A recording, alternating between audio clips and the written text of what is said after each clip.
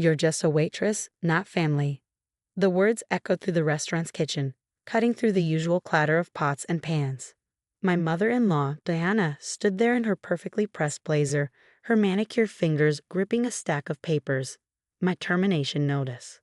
"My name is Olivia Chin, and at 32, I never thought I'd be fired from the restaurant I'd helped build over the past 8 years. Bellissimo had been my second home since I married James, a place where I'd worked my way up from waitress to assistant manager, pouring my heart into every aspect of the business." "Mom, this isn't right," James protested weakly from the corner, but Diana silenced him with a sharp look.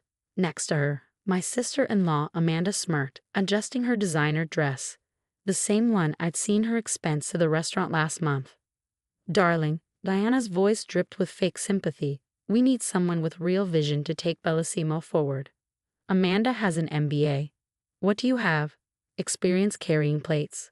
I thought about the countless nights I'd stayed late reviewing vendor contracts, the new menu items I'd helped develop, the relationships I'd built with our regular customers. But none of that mattered to Diana. To her, I'd always be the waitress who wasn't good enough for her son. "The papers are drawn up," Diana continued, sliding them across the steel prep table. "Your severance is generous, considering, though I suppose we owe you that much for your service." My hands didn't shake as I signed. I wouldn't give them that satisfaction. "You know," I said quietly, "my grandmother always said the best lessons in life come from your biggest mistakes." "Oh, honey," Amanda chimed in, her voice sickeningly sweet, "don't be bitter just because you couldn't cut it in the big leagues." I gathered my belongings from the office I'd occupied for the past 3 years, photos of staff parties, sticky notes with recipe ideas, the leather-bound notebook where I'd sketch out plans for expanding our catering business, all packed into a single cardboard box. As I walked toward the door, Diana called out, "Don't forget, your non-compete agreement means you can't work at any restaurant within 5 miles of Bellissimo for the next year." I turned back one last time, meeting her triumphant gaze. "You're right, Diana. I won't be working at any restaurant." I smiled, thinking of the lease agreement sitting in my home office. "I'll be running one." The next few weeks passed in a blur of activity. I'd been preparing for something like this for months, ever since I overheard Diana and Amanda plotting during a private family dinner. That's why I'd started squirreling away my savings, researching properties, and most importantly, documenting everything. The location I found was perfect, a charming brick building just 500 feet from Bellissimo's front door. Close enough to be visible from their main dining room, but technically on the other side of Pine Street, putting it outside the non-compete's jurisdiction. The previous tenant, a cafe that had never quite found its footing, had left behind most of their kitchen equipment. "You're sure about this?" James asked one evening as I pored over renovation plans. My husband had been sleeping in the guest room since my firing, his guilt manifesting in an inability to look me in the eye. "About opening my own restaurant?" "Yes." "About being married to someone who won't stand up to his mother?" "That's a different question entirely." He flinched. "And I'm offering my staff profit sharing and healthcare, something Diana always claimed was unnecessary for restaurant workers." The renovation work began immediately. I'd chosen a concept that would complement but not directly compete with Bellissimo's upscale Italian dining. My place, which I named Sage, would offer modern American cuisine with a focus on fresh, local ingredients. The contractor promised to have everything ready in 4 months, but I pushed for 3. Every day Bellissimo operated without real competition was a day too long. Word spread quickly through the restaurant community. 3 of Bellissimo's best line cooks approached me about positions, then their pastry chef, then their sommelier. I hired them all, offering better conditions and real opportunities for growth. "You can't poach our staff." Diana's voice crackled through my phone one evening. "It's unprofessional." "I'm not poaching anyone, Diana. They're coming to me. Maybe if you treated your employees like actual human beings instead of disposable resources, they'd want to stay." "You'll regret this," she hissed. "No one wants to eat at a restaurant run by a glorified waitress." I hung up, turning back to the stack of applications on my desk. Diana's words didn't bother me anymore.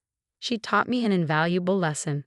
Sometimes the people who dismiss you are the ones who make you strongest. The renovation progressed quickly. Each day, Sage took shape more and more. The exposed brick walls were restored to their original beauty. The open kitchen design would let diners see their food being prepared. The bar, crafted from reclaimed wood, would serve local craft beers and wines. Amanda took to parking her Mercedes across the street, watching the construction with poorly concealed anxiety. Sometimes she tried to peek through the windows, no doubt reporting back to Diana about my progress. 1 month before opening, I received an unexpected visit from my father-in-law, Robert. He stood awkwardly in the half-finished dining room, taking in the space. "It's looking good," he said finally. "Different from what I expected." "What did you expect?" He shrugged. "Diana said you were probably just setting up some cheap diner to spite us." I led him through the kitchen, showing him the top-of-the-line equipment and explaining my vision for the menu. He listened quietly, nodding occasionally. "You know," he said as he turned to leave, "I never agreed with how they handled things at Bellissimo. The way they pushed you out, it wasn't right. But you didn't stop it." "No," he admitted. "I didn't. That's something I'll have to live with." As he reached the door, he paused. "Diana's worried, you know. She'd never admit it, but she is. She's been checking your social media every day, tracking your progress." I smiled. Good, she should be worried. Because in just a few weeks, I'd show them exactly what a just a waitress could do.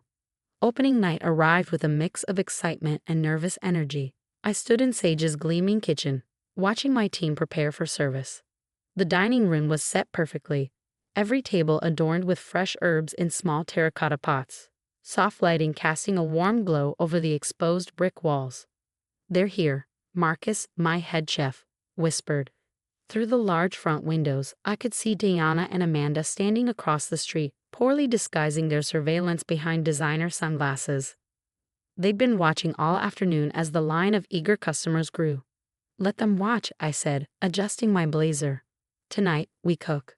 The doors opened at 6 p.m. sharp. Within minutes, the dining room was buzzing with energy. I kept our opening night relatively quiet. No big announcements, no press releases. Just word of mouth through the local foodie community. Quality would speak for itself.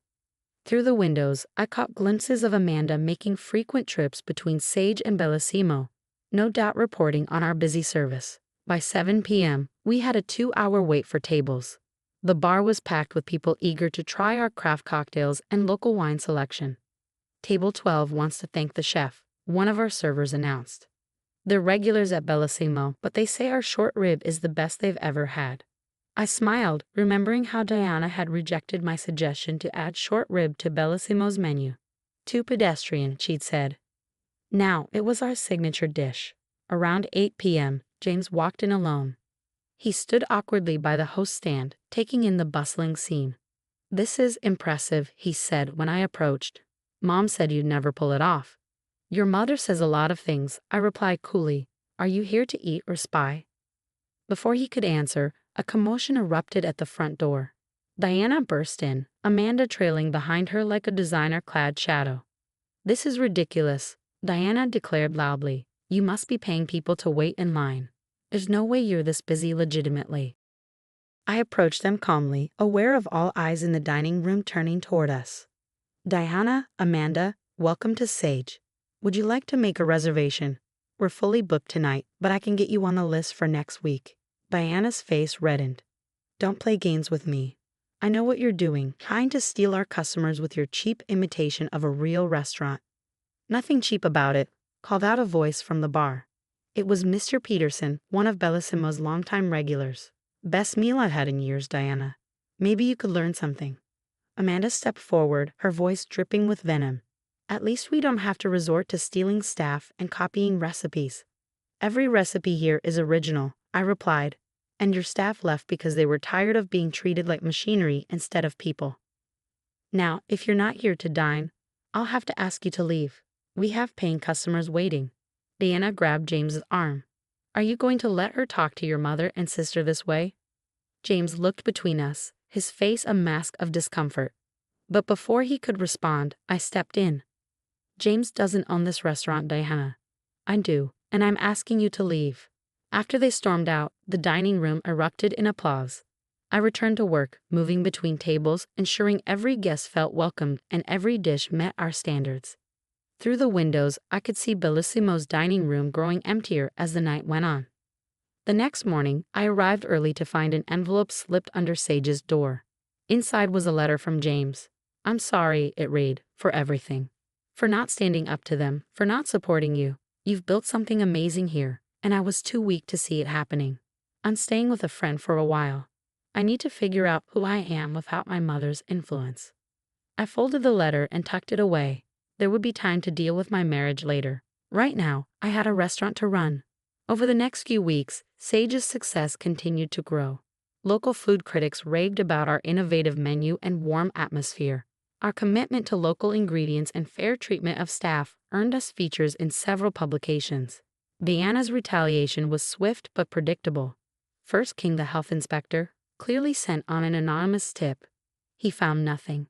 Then a sudden surge of negative online reviews, all posted from newly created accounts. Our genuine reviews quickly drowned them out. Finally, Amanda tried to copy our most popular dishes, but without our recipes or skilled staff, the results were pale imitations. Bellissimo's customers could taste the difference. One quiet afternoon, Robert visited again. "Diana's talking about selling," he said, settling onto a bar stool. "She claims it's because she's ready to retire, but really, Bellissimo's numbers have been dropping ever since you opened." "I won't apologize for running a successful business," I replied, placing a glass of his favorite whiskey in front of him. He shook his head. "I'm not asking you to. Actually, I came to say thank you. Watching you build this place, stand up to Diana, it made me realize how much I've enabled her behavior over the years. James isn't the only one who needs to figure out who he is without her influence." 6 months after Sage's opening, I sat in my office reviewing the quarterly numbers. Our success had exceeded even my most optimistic projections. Every table was booked weeks in advance, and our private dining room had become the most sought-after event space in the area. The door opened and Marcus poked his head in. "You need to see this," he said, handing me his phone. On the screen was a real estate listing for Bellissimo, complete with interior photos and a detailed description of the turnkey restaurant opportunity. They hadn't even told their staff. I discovered this when Bellissimo's current head chef called me, panic in his voice. "We just found out from the real estate agent who came to photograph the place. They're selling without telling any of us." I wasn't surprised. It was exactly how Brianna operated. People were disposable, collateral damage in her pursuit of pride and profit. That evening, as I was closing up, Amanda appeared at my door. Gone were the designer clothes and perfectly styled hair. She looked tired, defeated. "Can we talk?" she asked, her usual smugness replaced by something that almost resembled humility. I gestured to a booth. She slid in, fidgeting with a paper napkin. "Mom's selling Bellissimo," she said quietly. "I know. She's moving to Florida. Says there's nothing left for her here." Amanda looked up at me. "She wanted me to take over, but I can't.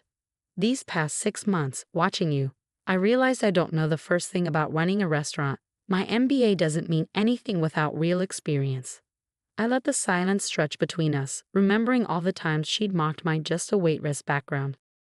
"The staff," she continued, "they all respect you. Even now, they talk about how you treated them better in your worst moments than Mom did in her best."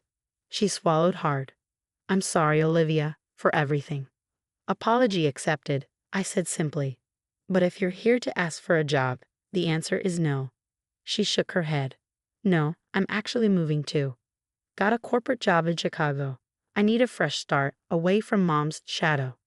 After she left, I sat in a darkened restaurant, thinking about how things had changed. The next morning, James asked to meet for coffee. He looked better than he had in months, more relaxed. "I've been in therapy," he said, wrapping his hands around his cup. "Trying to understand why I let Mom control everything, why I couldn't stand up for you. And I'm not there yet, but I'm working on it." He paused. "I signed the divorce papers. You should receive them tomorrow." I nodded, feeling a strange mix of sadness and relief. "Thank you. You've built something amazing here, Liv. I'm sorry I couldn't be part of it." A week later, Robert called an unexpected meeting. He came to Sage after hours, carrying a thick folder. "I want to make you an offer," he said, spreading out documents on the table. "I've been looking at the books for both restaurants. Bellissimo's reputation is damaged, but the property is still valuable. The equipment is good. With the right management." He looked at me meaningfully. "Are you suggesting what I think you are?" He nodded. "Buy Bellissimo. Diana's leaving, Amanda's gone. I'll help with the financing, turn it into whatever you want, a second location, a different concept, anything. I studied the proposal. The numbers made sense, but something felt off. Why? I asked finally. Because you were right all along. Because I watched you build this place from nothing while they tried to tear you down. Because maybe it's time for some justice in this family. 2 months later, I stood in Bellissimo's dining room, now stripped of its outdated decor. The renovation would take 3 months. My plans were already in motion. A high-end cooking school during the day, an intimate chef's table experience at night. Everything Diana had called impossible or beneath us would become reality.